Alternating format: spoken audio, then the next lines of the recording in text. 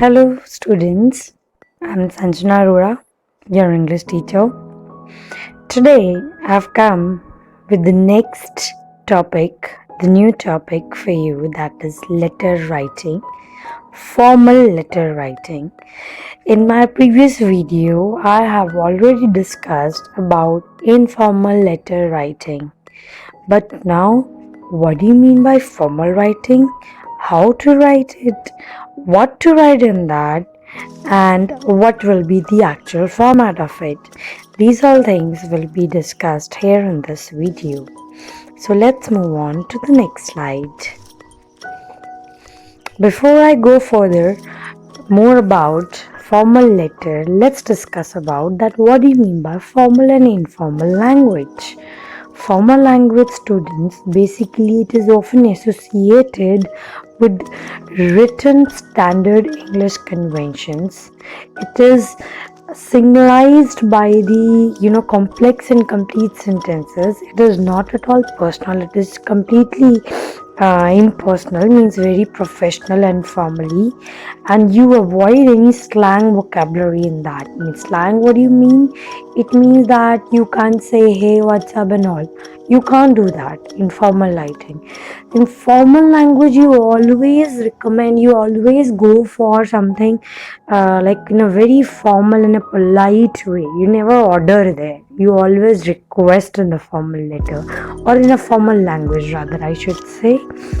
And in the contrary, with this informal language, it is absolutely opposite of it, that it is a very simple grammatical structures. You can use loosely sentences, like loosely connected sentences and phrases. You can be personal also, and of course you can use the slang language.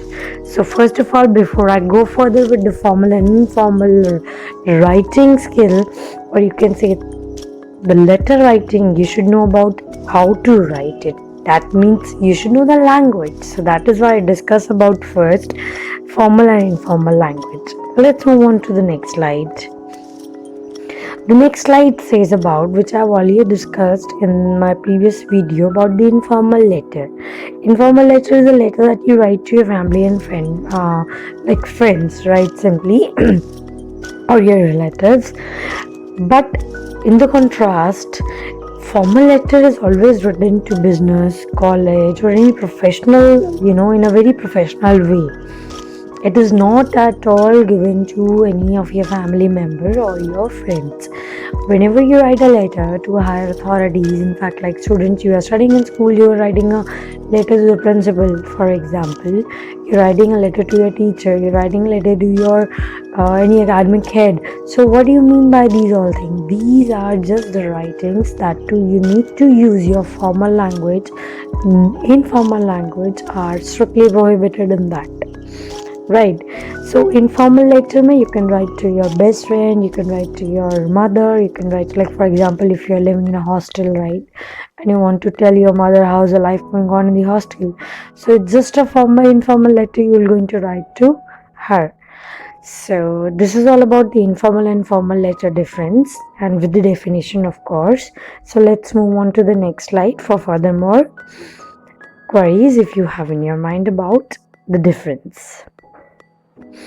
Okay, as I've already discussed and I've already told you about the informal letter, if you want to know, I can link up there in the description about the informal letter, and both you can understand at one time that this is a formal and this is the informal. I will definitely going to link up the video in the description box in my YouTube video. So formal letter, in furthermore elaboration, I'll going to tell you about the format and how to write it. Definitely it will be there in the next two slides. So let's move on about the formal. And that too, students, the very common thing, like when you are a student, right, in that in the school, very common questions come for the formal writing. That is, sometimes if you want to write to the principal, so according to that, to the principal, if you're writing, again you have to be very much formal. If you want to, like for example, you want to request, you want to complain to the principal about anything which is going on in the school, so formal letter needs to be written, even to your academic head or to your teachers. It's a formal line between you and principal sir or your academic head ma'am or you, like your teacher. So definitely in that case. And like sometimes if you are not a when you grow up or something, you see around something is wrong going on in the city, many of the accidents are going on, like corona, just like for example I can take the right now the current and common topic I can take, that is corona, COVID-19 is going on right now. So in this pandemic time, like you all can see that people are avoiding the precautions and all. So you can write a letter to the editor that he could publish it in the e-newspapers. And like, what do you mean by now?